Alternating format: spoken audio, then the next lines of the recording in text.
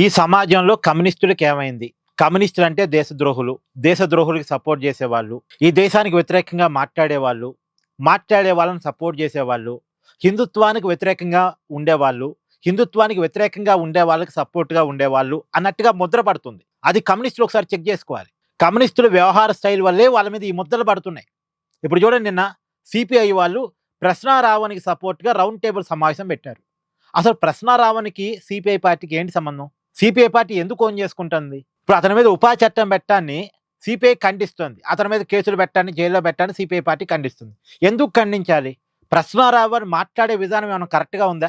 ఇప్పుడు సిపిఐ నారాయణ గారు ఉన్నారు. అతని మీద ఉపా చట్టం ఎప్పుడు పెట్టలేదే. అతను వైఎస్ఆర్ కాంగ్రెస్ పార్టీని ప్రశ్నించాడు, తెలుగుదేశం పార్టీ ప్రభుత్వాన్ని ప్రశ్నించాడు. ఎక్కువగా తెలుగుదేశం పార్టీ ప్రభుత్వాన్ని లేదు ఎన్డీఏ కూటమిని క్వశ్చన్ చేస్తూ ఉంటారు నారాయణ గారు. మరి ఆయన మీద ఉపా చట్టం పెట్టలేదే.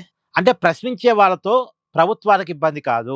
కానీ మతాల మధ్య, కులాల మధ్య గొడవలు పెట్టే వాళ్ళకి వాళ్ళ వాళ్ళ విషయంలో, లేదు మావోయిస్టు భావాజాలాన్ని రుద్దే వాళ్ళ విషయంలో, తీవ్రవాద భావాజాలాన్ని ప్రజల్లోకి తీసుకుపోయే వాళ్ళ విషయంలో ప్రభుత్వానికి ఇబ్బందేగా మరి. అందుకే ప్రశ్నారావణ్ మీద కేసులు పెట్టారు. అయినా ప్రశ్నారావణ్ ఈ దేశం మీద నాకు భక్తి లేదు, ఈ దేశం మీద నాకు ప్రేమ లేదని చెప్పిన వ్యక్తి.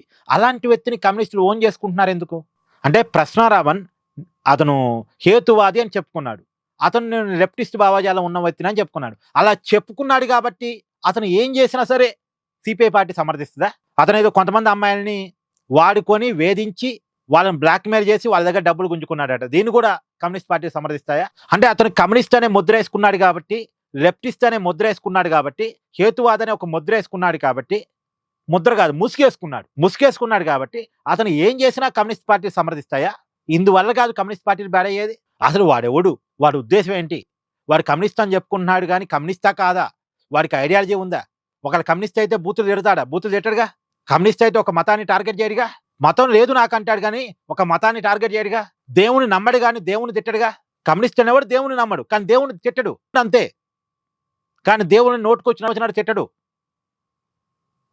నేను బివి రాఘవ్ గారు తిట్టంగా, లేదు నారాయణ గారు తిట్టంగా చూడలే. దేవుని అట్ట ఇష్టం వచ్చినట్టు తిట్టడం చూడలే నేను. వాళ్ళు తిట్టరు. కానీ ఈ ప్రశ్నారావుని తిడతాడు. అంటే అతను తన రక్షణ కోసం కమ్యూనిస్ట్ అని ముసుగేసుకుంటే, ఆ ముసుగులో ఇష్టం వచ్చినట్టు చేస్తే, ఆ ఇష్టం వచ్చినట్టు చేస్తున్నాడు కాబట్టి ప్రభుత్వం అతన్ని అరెస్ట్ చేస్తే, అతనికి కమ్యూనిస్ట్ అనే ముసుగుంది కాబట్టి అతన్ని ఓన్ చేసుకుంటానంటే, రేపు ఒక పాకిస్తాన్ ఉగ్రవాది కూడా బాంబులు పెట్టి నేను కమ్యూనిస్టుని అని చెప్పుకుంటే అతను కూడా సపోర్ట్ చేస్తారా? ఇతను కూడా అట్టంటోడే, రావణ్ కూడా అట్టంటోడే.